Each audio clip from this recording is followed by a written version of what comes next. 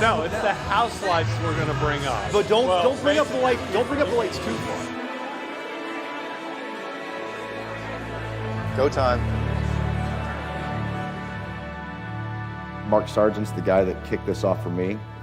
For me, it was the second video, and I'm sure a lot of people can relate, was the infamous Flat Earth Clues.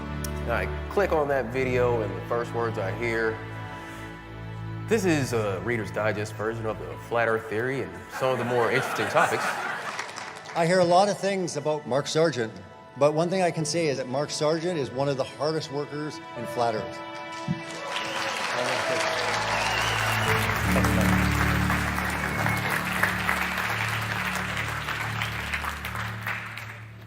Thank you. Thank you. Love you. Love you. And I'm trying not to get emotional here because it's such a great, amazing thing to see everybody. I love the Flat Earth community. That's no lie. I love you, excited person over there. But let me be clear. I am not the father of Flat Earth, all right? All I did was walk up to a door that was already there, point at it, and say, hey, I think there's something very interesting on the other side. Right? And all you crazy people, you had to poke your head inside and take a look around. Now, here we are, 2 years later. You've taken this further than I ever would have hoped. For that, I'd like to give you my deepest and most sincere thank you. So, microphones, questions.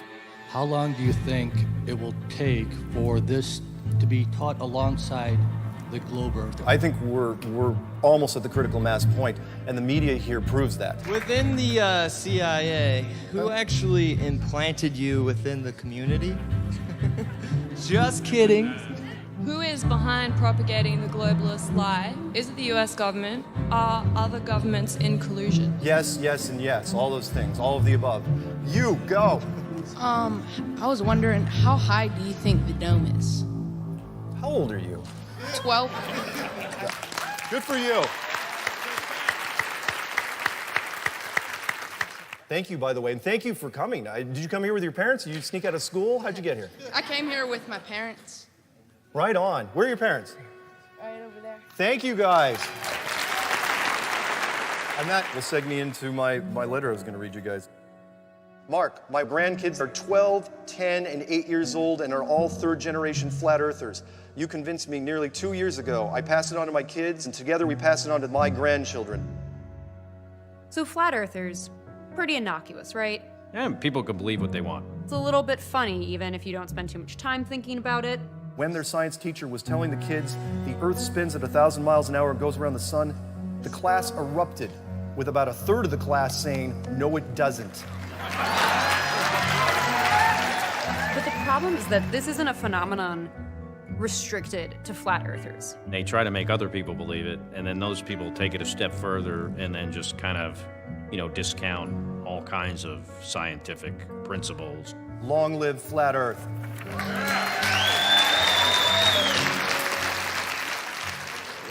Cool. Thank you. Hey, very welcome, man. What is it that you want them to take away? Question everything.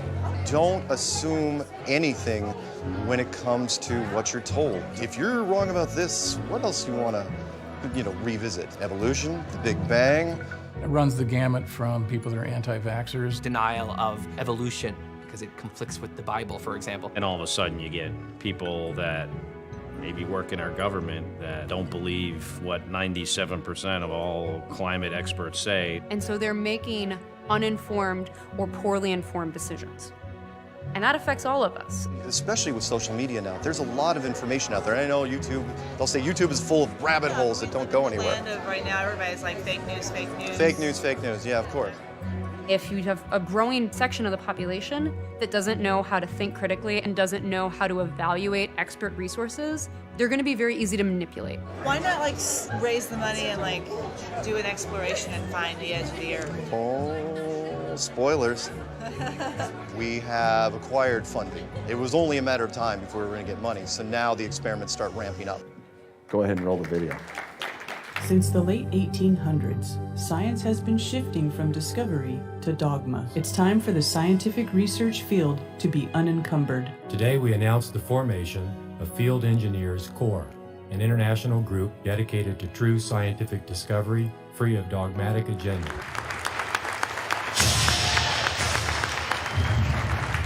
This is going to be the chance to do our science and present it to the world. We will experimentally show that there's no curvature to the Earth, there's no forward motion to the Earth, as well as the energy that's coming from the stars and the sky is rotating around this plane at about 15 degrees per hour. The less plausible your dogma is, the less it meshes with reality, the larger the alternative reality you're gonna have to create. All of existence suddenly is through a different lens. I wanna believe this doesn't mesh with reality, so don't change my view, change reality. You know, I do wonder what the motivation is for it. It doesn't seem to make a whole lot of sense. It's their escape. I'm in a room with people that absolutely will not judge me. So many of you have been through so much pain. My entire life, I've kind of felt separate, like nothing was quite right. We never really fit in. We find ourselves to be somewhat isolated. And we want to talk to people about this thing, but nobody wants to talk to us.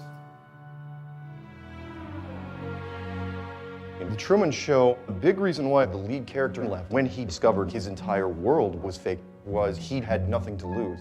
Jim Carrey was inevitably going to leave that place because there was nothing for him inside. Compare that with anyone else. Let's say we'll go to the other end, which would be the mayor of that town.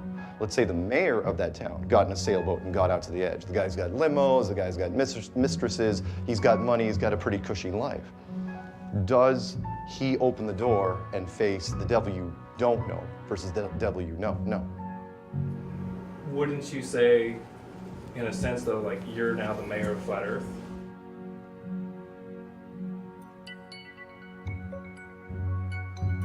Say you lose faith in this thing. What then happens to my personal relationships? And what's the benefit of me of doing that? Will the mainstream people welcome me back? No, they couldn't care less. But have I now lost all my friends in this community? Yes. So suddenly you're doubly isolated. If I tried to go, there would be so many people. They would come and say, don't do it. And so I couldn't leave if I wanted to. It becomes a question of identity. Who am I in this world?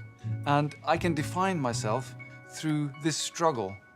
This is somewhat of a battle, more or less between good and evil. We're actually very special, and we start to realize that there is a purpose to our life. You're a force to be reckoned with, so we need to take you seriously. Then that makes you the protagonist. And it's very enticing. Once you get into it, it feels great to be the underdog protagonist in a Disney movie. Everything you do is justified. And when people mock you, well, that's because they're evil. When people try to prove you wrong, when they do prove you wrong, you quickly say, well, there you go, there's the evil. You know, no one's Ursula in their own story. We are changing the world, we are making history.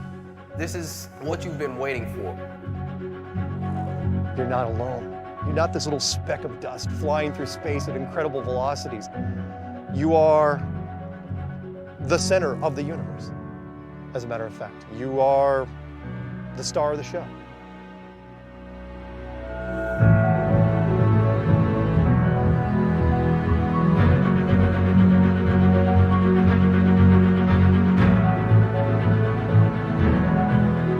I think that what flat earthers can offer us is a way to have 99.9% of people say, well, that's ridiculous. Imagine believing that. And then to turn it around and say, how are you a flat earther? Where are you and your people the protagonist in a Disney movie? Where are you constructing a reality?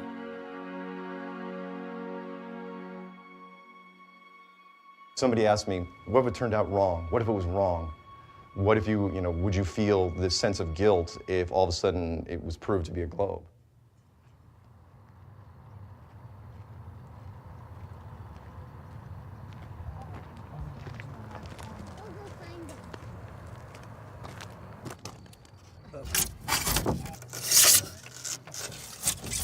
We have a backup experiment. If you're seeing through this hole, through the next hole, and seeing the light at the backboard, or at 17 feet off the water, the Earth is flat. If he's holding it up at 23 feet high and we're seeing the light, well, that's because the Earth's curved. So I should only be able to see it when it's at 17 feet. Okay, go ahead and drive down there, Enrique. You're going to hold the light there. Enrique, how high is your light? 17 feet. I mean, it's as, we don't see you, Enrique. Lift up your light way above your head. Interesting.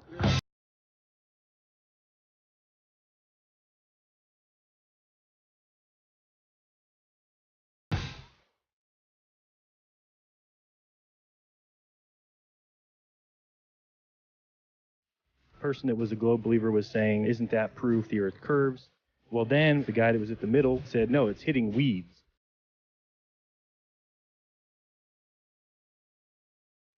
You know, it's a trial and error basis, and you're right. I absolutely love the video that you came out with, talking about the Monday morning armchair quarterbacks.